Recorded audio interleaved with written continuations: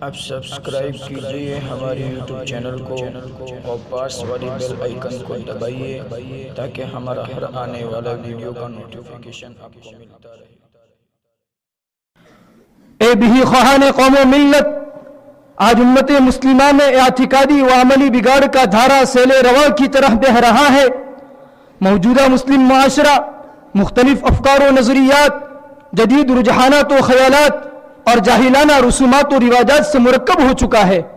عقائد و ایمانیات کا باب ہو یا اعمال و عبادات کا، معاشرت کا باب ہو یا معاملات کا، اخلاقیات کا باب ہو یا سیاسیات کا، ہر باب میں امت مسلمہ اسلامی رہنمائی اور ہدایات سے دور ہو چکی ہے۔ بلکہ بہت سے لوگ کسی چیز میں یہودی فلسفے کو اپناتے ہیں تو کسی میں نصارہ کو اپنا قائد مانتے ہیں، کسی چیز میں امریکی نظریہ کا سہارا لیتے ہیں تو کسی میں ہندومت کا حوالہ لیتے ہیں۔ الغرض مسلمانوں کے اندر سے حاسہ مذہبی مفقود ہو چکا ہے اور علماء احساس ذمہ داری کو بھول چکے ہیں۔ روحانیت کا ہم نے مادیت سے تبادلہ کر لیا ہے۔ ذوق خدا طلبی نے دنیا طلبی کے لیے جگہ خالی کر دی ہے۔ فکر آخرت پر حب دنیا غالب آ چکی ہے۔ امت مسلمہ میں پائی جانے والی اس بے دینی اور الحاد کی اصل علوم دینی اور مدارس اسلامیہ سے دوری اور عصری تعلیم میں دلچسپی ہے۔ علامہ اقبال مرحوم نے بھی اسی کی طرف اشارہ کیا ہے۔ خوش تو ہے ہم بھی نوجوانوں کی ترقی سے مگر، خوش تو ہے ہم بھی نوجوانوں کی ترقی سے مگر، لب خندا سے نکل جاتی ہے فریاد بھی ساتھ۔ ہم تو سمجھتے تھے کہ لائے گی فراغت تعلیم، ہم تو سمجھتے تھے کہ لائے گی فراغت تعلیم، کیا خبر تھی کہ چلا آئے گا الحاد بھی ساتھ۔ امت میں پائی جانے والی اعتقادی و عملی بگاڑ کی طرف نشاندہی کرنے کے لیے اور علماء میں احساس ذمہ داری پیدا کرنے کے لیے میں دعوت دیتا ہوں شعبہ یعقوبی کے ایک بے باک خطیب فیض الکمال پوری متعلم درجہ عربی پنجم کو موصوف تشریف لائے اور اپنے بے باک خطاب سے سامعین کو احساس ذمہ داری کے لیے ایک درس فکر دے۔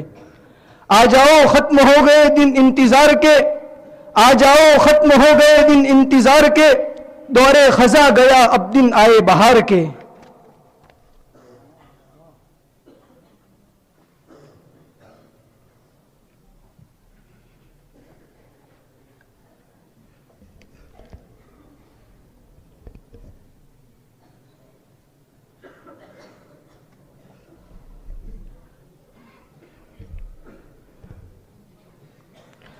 الحمد لله الذي أبدأ الأفلاك والأرضين، والصلاة على من كان نبيا وآدم بين الماء والطين، وعلى آله وأصحابه أجمعين. أما بعد، فأعوذ بالله من الشيطان الرجيم. بسم الله الرحمن الرحيم. وقال الله تعالى في القرآن المجيد الفرقان الحميد: كنتم خير أمة أخرجت للناس تأمرون بالمعروف وتنهون عن المنكر وتؤمنون بالله. وقال رسول الله صلى الله عليه وسلم: والذي نفسي بيده لتأمرن بالمعروف ولتنهون عن المنكر أو ليوشكن الله أن يبعث عليكم عقابا من عنده ثم لتدعونه فلا يستجيب لكم، أو كما قال رسول الله صلى الله عليه وسلم. صدر عالی وقار اور محترم حضرات اساتذہ کرام اور مادر علمی دارالعلوم کے خانہ علم سے استفادہ کرنے والے ساتھیوں، یقیناً آج ہمارے لیے بڑے خوشی و مسرت کا مقام ہے کہ آج کے اس نورانی اور روح پرور مسابقہ تقاریر میں مجھے لب کشائی کا موقع دیا گیا کہ آج اس عظیم الشان اجلاس میں جس موضوع پر میں اظہار خیال کی سعادت حاصل کر رہا ہوں وہ یقیناً بڑی توجہ کا حامل ہے۔ آج کی گفتگو کا موضوع سخن امت میں اعتقادی اور عملی بگاڑ اور علماء امت کی ذمہ داریاں ہیں۔ محترم حضرات، میری یہ مختصر تقریر امت کے ان بگڑے ہوئے احوال کا نہ کوئی مفصل جائزہ ہے اور نہ ان احوال کا کوئی مکمل علاج، بلکہ یہ در حقیقت ان احوال و کیفیات کا ایک سرسری جائزہ ہے اور ان کی طرف ایک مجمل اشارہ اس سے مقصود حضرات علماء امت کی توجہات کو جنہیں وارثین انبیاء کہا گیا نیز امت کے دیگر سنجیدہ اور فکر مند افراد اور اشخاص کی توجہات کو اس جانب مبذول کرانا ہے تاکہ اس اعتقادی اور عملی بگاڑ کی روک تھام کے لیے کوئی مستحکم اور مضبوط اجتماعی قدم اٹھایا جا سکے. مجھے امید ہے کہ علماء کرام اور ملت کے اصحاب و فکر و دانش حضرات ان معروضات پر غور کریں گے. تو آئیے ان امور میں سب سے زیادہ قابل لحاظ عقائد اور ایمانیت کا باب ہے. اس امت کی بنیاد اور اساس اس عقیدہ توحید پر قائم ہے جس میں شرک کے نام کی بھی گنجائش نہیں. وہ عقیدہ توحید جو بڑا حساس اور نازک ہے جس نے دیگر مذاہب کے لحاظ سے اس سلسلے میں ایک امتیازی تعلیم پیش کی ہے. اس عقیدے کی جامع ترین تعریف علامہ حافظ ابن احمد حکمی نے بیان کی ہے. وہ اللہ کے احد اور فرد ہونے کی تشریح یوں کرتی ہے: الاحد الفرد الذي لا ضد له ولا ند له ولا شريك له في الہیته وربوبیته ولا متصرف معه في ذرة من ملكوته ولا شبیہ له ولا نظیر له في شيء من اسمائه وصفاته. وہ یکتا اور تنہا ہے جس کا اس کی عبادت یا ربوبیت میں نہ کوئی مقابل ہے، نہ شریک ہے، نہ برابر ہے، نہ اس کے ساتھ اس کے حکومت کے کسی ذرہ میں کوئی تصرف کرنے والا ہے، نہ اس کے ناموں اور صفاتوں میں اس کی کوئی مثال اور نظیر ہے. اس بیان سے توحید کی شرعی تعریف بالکل واضح ہو گئی.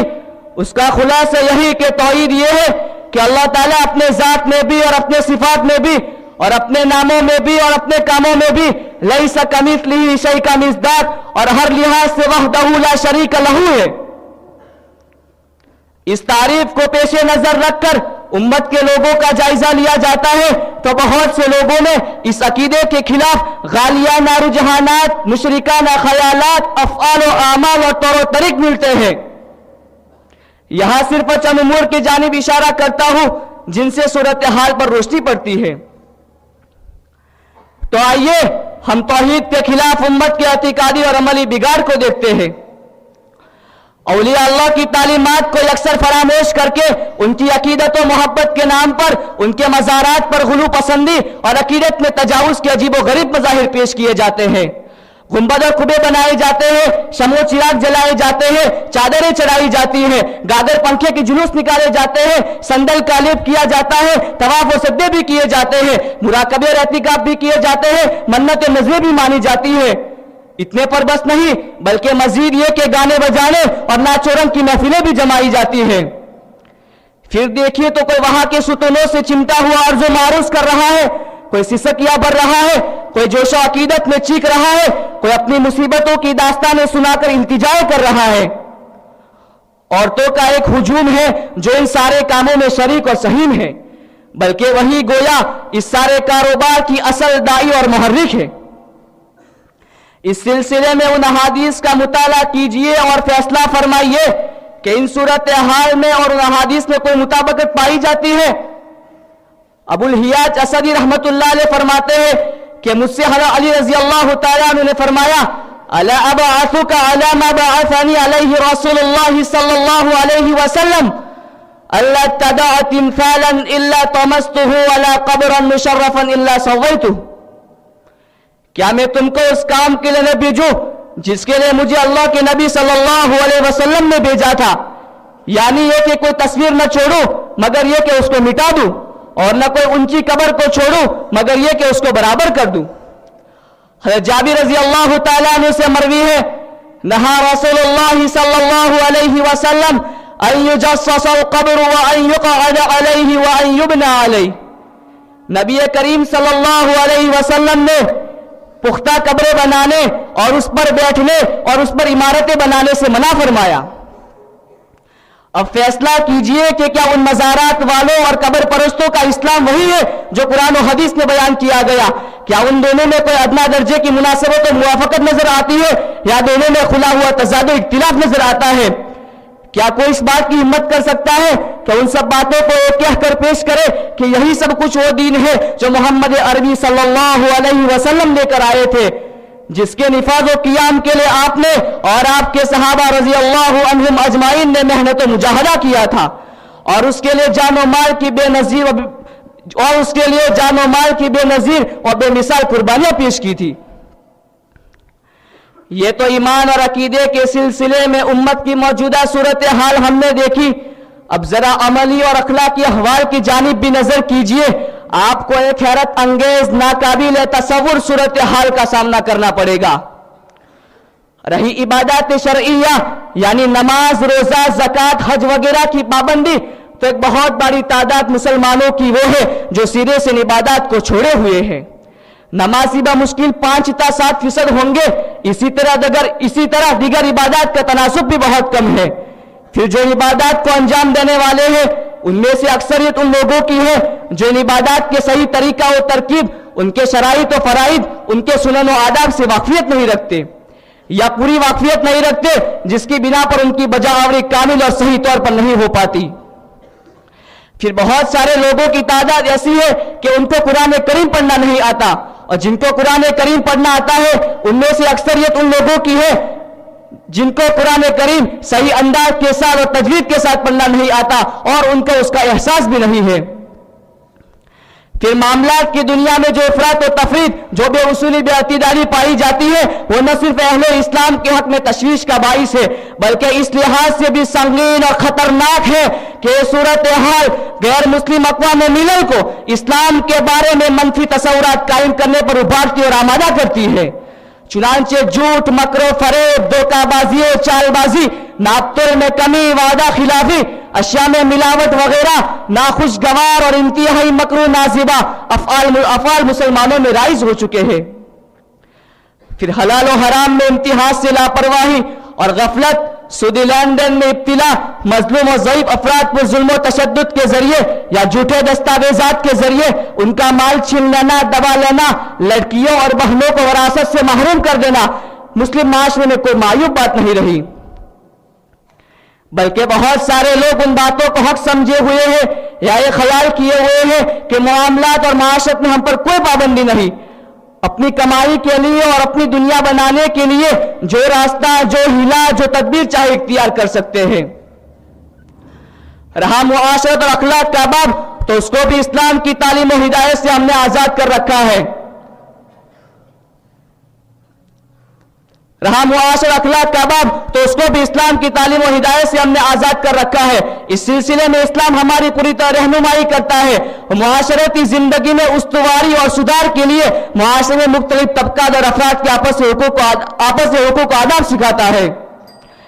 ماں باپ کے، اولاد کے، بیوی اور شوہر کے، دوستوں اور شناساؤں کے، بھائیوں اور بہنوں کے، ان سب کے حقوق و آداب کی ایسی بلند و معیار تعلیم دیتا ہے کہ اس سے بلند و بہتر، اس سے اعلیٰ و افضل تعلیم کا کوئی امکان نہیں، بلکہ ہم نے ان سب حقوق و آداب کو اکثر فراموش کر رکھا ہے۔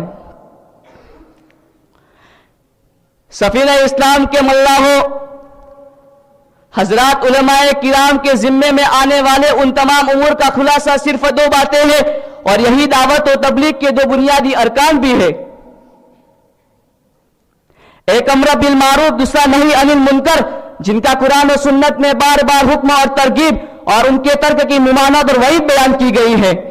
ایک جگہ قرآن میں ارشاد ربانی ہے وَلْتَكُن مِّنكُمْ أُمَّةٌ يَدْعُونَ إِلَى الْخَيْرِ وَيَأْمُرُونَ بِالْمَعْرُوفِ وَيَنْهَوْنَ عَنِ الْمُنكَرِ۔ نیز احادیث میں اس سلسلے میں واضح اور 2 ٹوک طریقے پر امر بالمعروف اور نہی عن المنکر کی اہمیت و ضرورت کو بیان کرتی ہے۔ ایک حدیث میں بیان کیا گیا من رأى منكم منکرا فليغيره بيده فإن لم يستطع فبلسانه وإن لم يستطع فبقلبه وذلك ضعف الإيمان۔ الغرض ان آیات اور احادیث اور حضرات اکابر کے بیانات سب کے سب امر بالمعروف اور نہی عن المنکر کی اہمیت و ضرورت کو واضح الفاظ میں بیان کر رہے ہیں۔ لہٰذا ایک جانب علماء کرام کو چاہیے کہ امر بالمعروف اور نہی عن المنکر کا اہتمام کرے اور اس کو لازم پکڑے۔ الغرض ادخلوا فی السلم کافہ کا پیغام قرآنی گھر گھر میں اور در در میں پہنچائے۔ اخیر میں بارگاہ عزدی میں دستبد ہوا ہوں کہ اللہ تبارک و تعالی تمام مسلمانوں کو صحیح عقیدے پر چلنے اور باطل عقیدے سے بچنے کی توفیق عطا فرمائے۔ وآخر دعوانا ان الحمد للہ رب العالمین.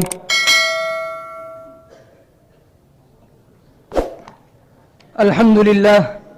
موصوف نے کچھ ہی دیر میں امت مسلمہ میں پائے جانے والی بیماریوں کے علاج کے متعلق سیر حاصل بحث فرمائی.